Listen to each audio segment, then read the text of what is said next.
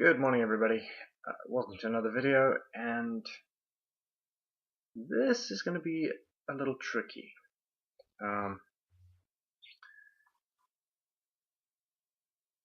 I don't normally use scripts, so this is a little odd for me, but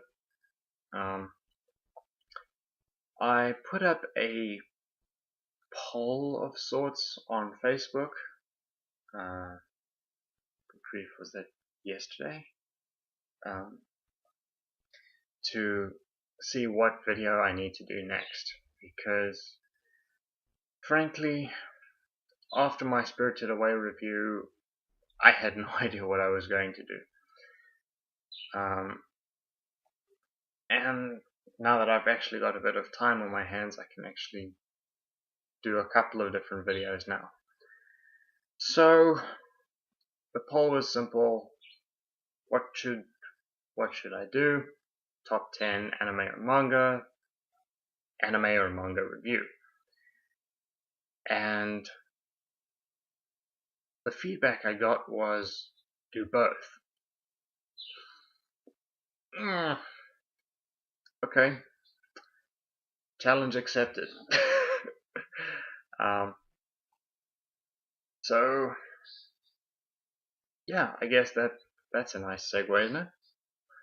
Let's get right into my top 10 favorite manga series. Starting with number 10.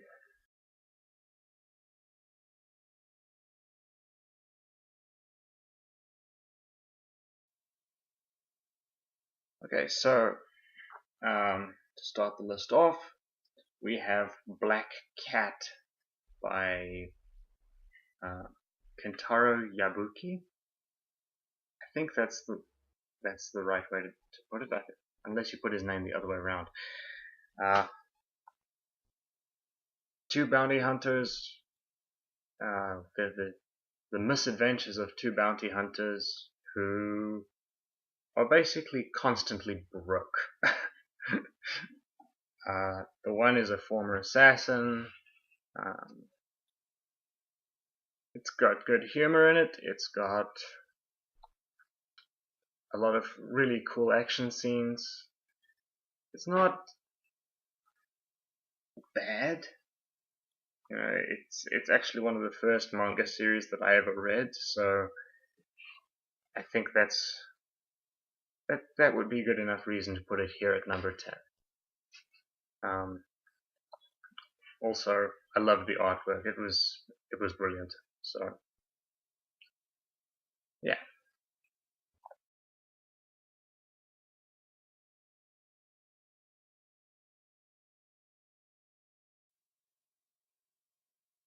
Nisekoi is the story of two teenagers, both the son and daughter of two different gang bosses, and in order to prevent a gang war between the two factions, they have to pretend to be in a relationship. So they have to pretend to date, and well, hijinks ensue. I honestly have no idea what to think of this series. It's one of the more recent ones that I've read, and I enjoyed it. It was actually pretty good. It wasn't perfect. There were chapters where I was just like, oh, Lord, seriously, you know. But for the most part, the drama, the action, the romance, it was all rather evenly balanced. So Nisekoi seems to have earned its place on the list, and yeah, the ending was a bit on the predictable side, but yeah, you kind of have to just go with it, I guess.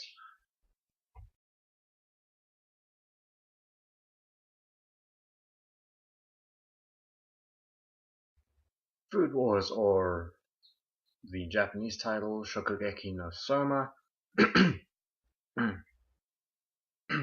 excuse me, guys, um, is the story of a young guy who is just ordinary. He basically runs a family diner um, with his dad, and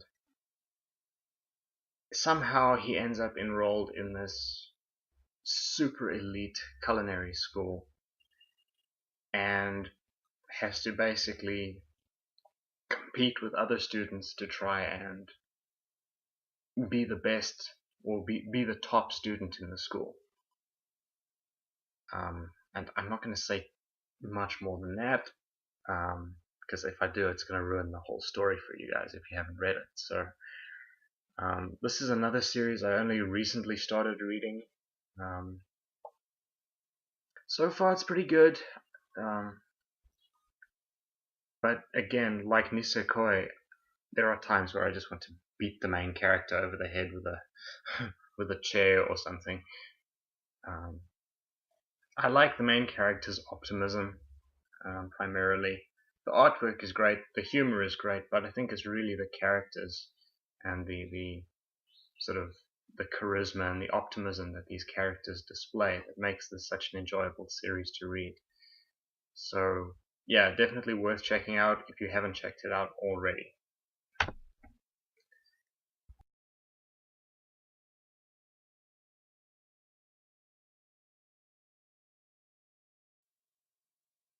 High School of the Dead was actually a series that I started reading a little while ago, about maybe a year or so, if I'm not mistaken. And the basic premise is a group of kids trying to survive the zombie apocalypse. It starts off in their school and they escape, and now they're sort of forced to sort of grow up a little bit and survive. Again, the humor is great. The artwork is beautiful. The characters are okay. They're not perfect, but you understand more or less where they are and why they are the way they are. So great series to read. A lot of fun. Unfortunately, however, it will not be completed. The series has completed its run, but without a resolution. Unfortunately, the author, Daisuke Sato, passed away on the 22nd of March this year. So I think the series, I don't know. I mean, I thought it might continue after, but I think it would lose that flair that Daisuke brought to it. So yeah, a big loss to the manga authors community, and very unfortunate. So unfortunately, the series will not be completed beyond the what was it, the 30th chapter or something, the 7th book. Anyway, it's a great series. I loved reading it so far, or I loved reading it. I have finished it up to where it is now, but it doesn't really help much because there isn't much in the way of resolution. Anyway, moving on.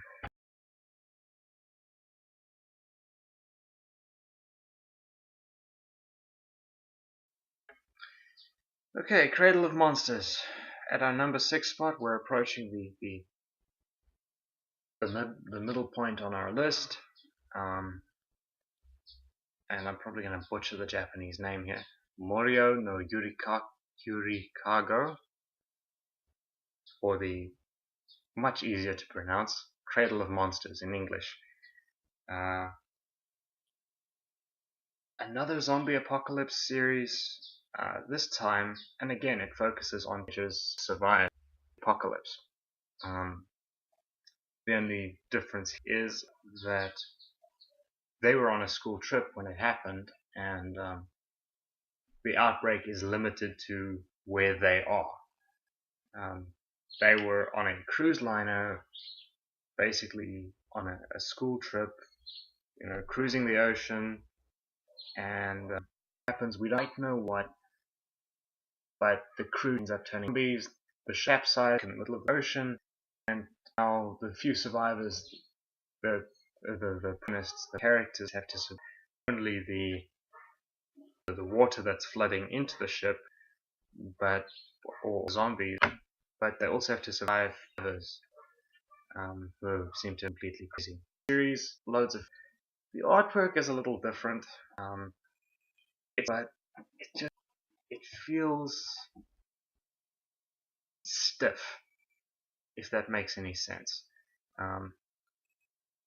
It's not a perfect series. There are some questions that I had with it, but overall, not bad. And I'd quite happily read it again.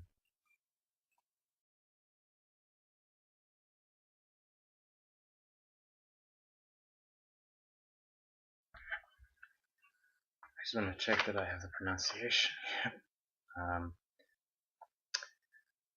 Rakudai Kishi no Eiyutan, or Chivalry of the Failed Knight.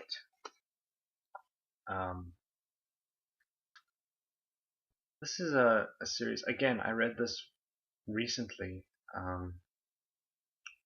and similar to the Food Wars manga series, we have the underdog character,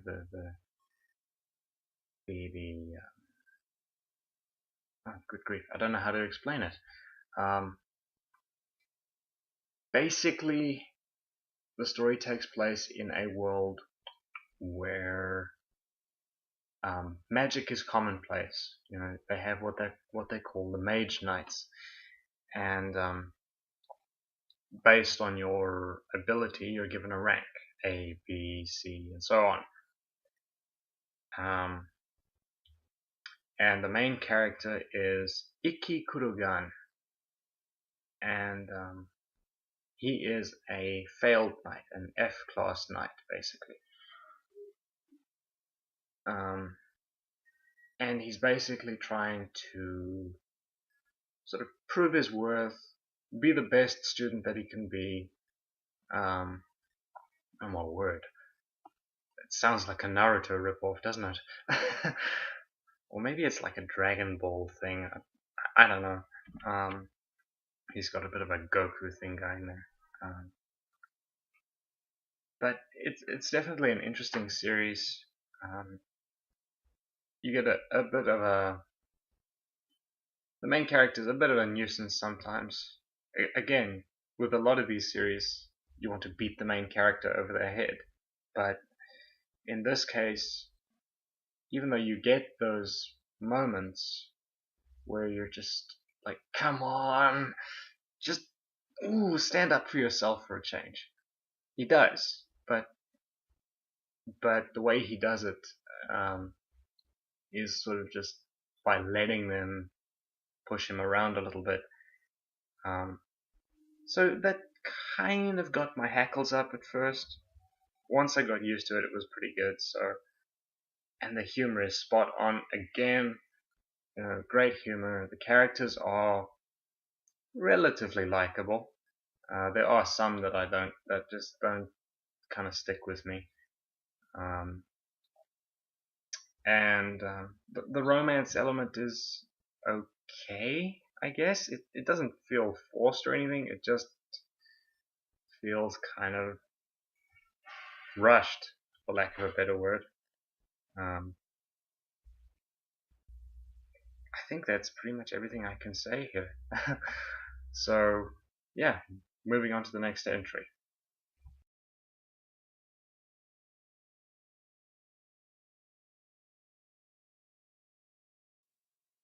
Okay, coming in at number 4, we have Rosario Vampire. Or is it Rosario plus vampire. I'm still not sure about that title, because sometimes you see it as Rosario plus vampire, or you just see it as Rosario vampire. So which one's which? Um, and this, again, I've actually read this one several times. I love this series. I really do. Um, because we've all been in this kind of situation or a similar situation. Basically, the main character is Skune Aono. He's a ordinary human kid, and he accidentally enrolls in a school for monsters. Literally, you've got vampires, you've got werewolves, you've got succubi, you've got witches, you've got lizard men, you've got um, trolls, you've got, you know, all kinds of different types of monsters. And this is just a brilliant series because not only do you have all these different monsters, but the comedy is spot on. You know, I think the author Akihisa Ikeda definitely knows what I don't know if it's a he or a she. Come to think of it, I probably should look that up. But there's definite effort in putting each scene together. I have to admit, in reading the series, I wasn't sure. Do I feel sorry for for the main character, or am I envious of the main character? um, but it started out as a pretty, as a very much a cutesy little romantic comedy series, and then it got dark really fast. So yeah, definitely a lot of fun to read. Um, if you haven't read this series yet, I highly recommend it. I don't normally recommend manga titles, but this time I certainly will. If you're into this kind of stuff, um, definitely check this out.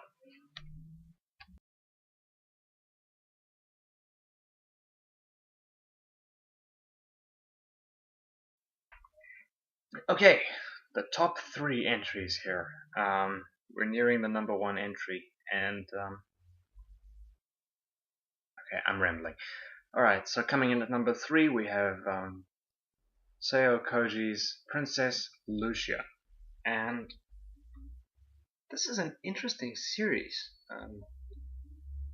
Much like Rosario Vampire, the main character is a human surrounded by supernatural supernatural occurrences. The difference here is that he is a kid who has six sixes in his birthday. He was born on the 6th of June at 6:06. 6. Oh god, I can't remember. It's 6:06:06 in the 6th year of the Heisei period, so 1994. And this sort of, because he's got six sixes in his birthday, this attracts the attention of the devil, literally. And the devil sends his daughter, his teenage daughter, to have a baby with him. Let's put it that way. And the idea is that if he and the Princess Lucia have a child together, then this kid has the potential to set the world on fire for 7 days or something like that. Loads of fun, great humor. The romance element is perfect. It's definitely one of my favorite series, and has earned its spot here at number 3 on the list.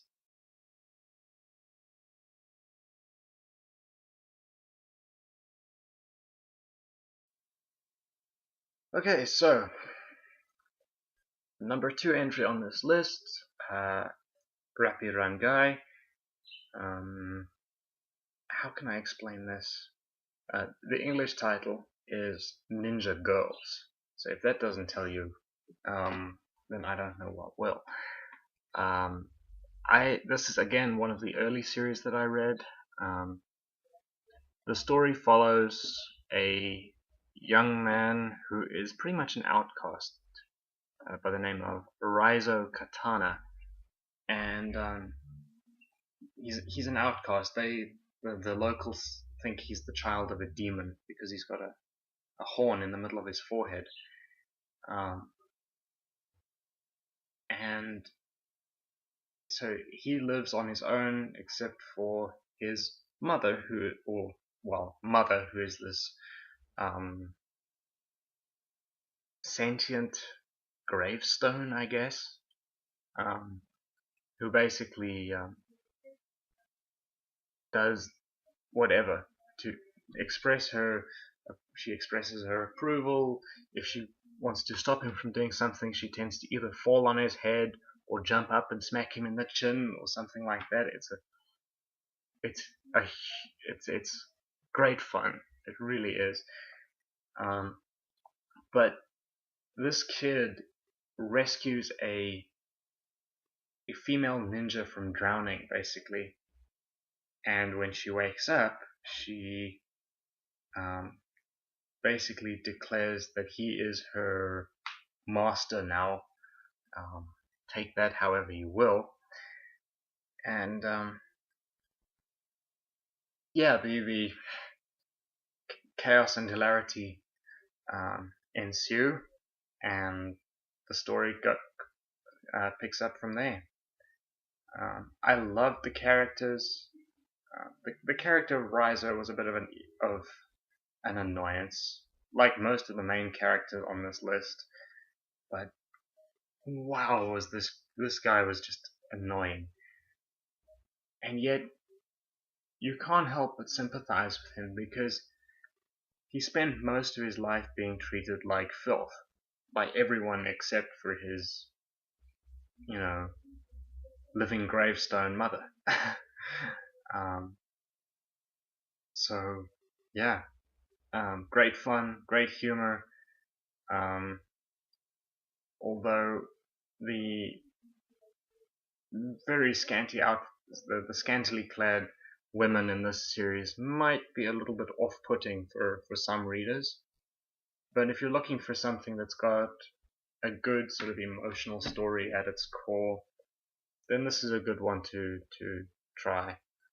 I haven't yet read the final volume. I can't seem to find that anywhere.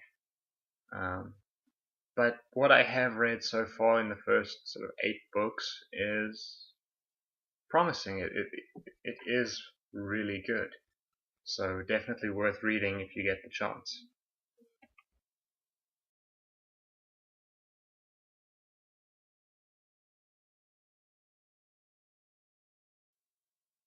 Okay, and our number 1 pick is Maho Sensei Negima.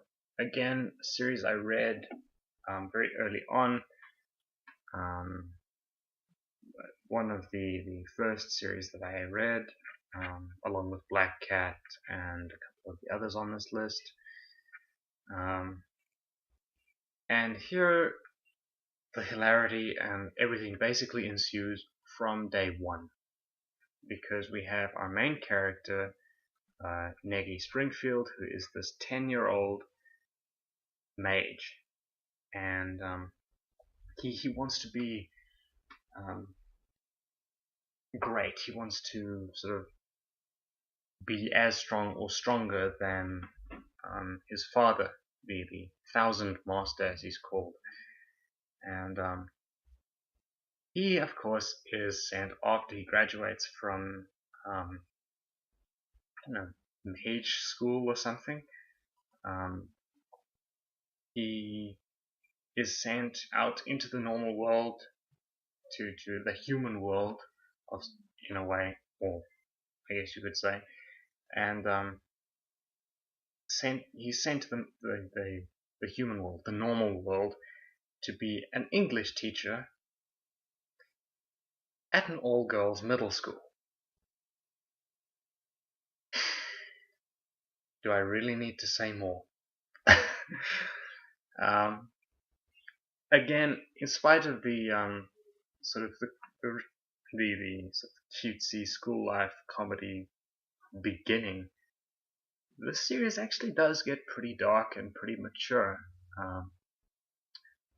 And in its 38 book run,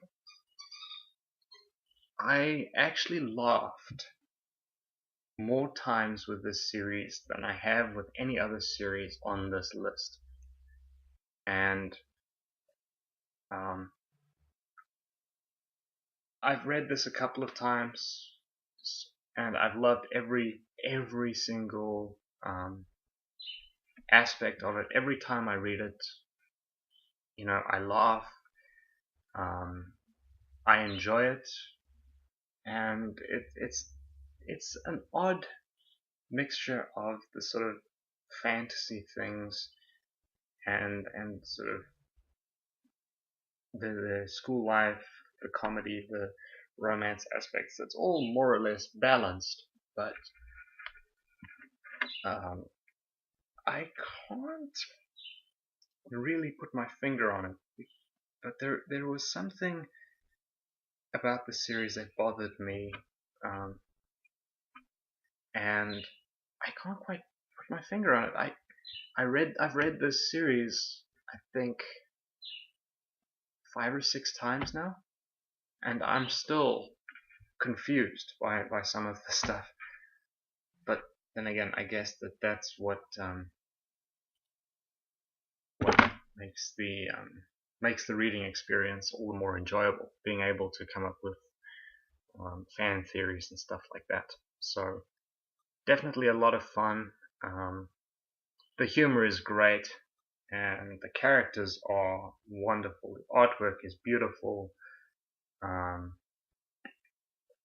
There have been a couple of different anime adaptations to the series, but I haven't really seen anything that follows along the manga's story arcs. Of course, because there are 38 books in the series, 38 tankobon volumes in the series, I don't think that's very likely, to be honest, because let's be honest, an anime series generally runs from 12 to 24 episodes or something like that, with some exceptions. You do sometimes get series that are up to 50 episodes in one season, but I don't think that a 38 season anime series would be very popular. So yeah, I loved the comedy, I loved the characters,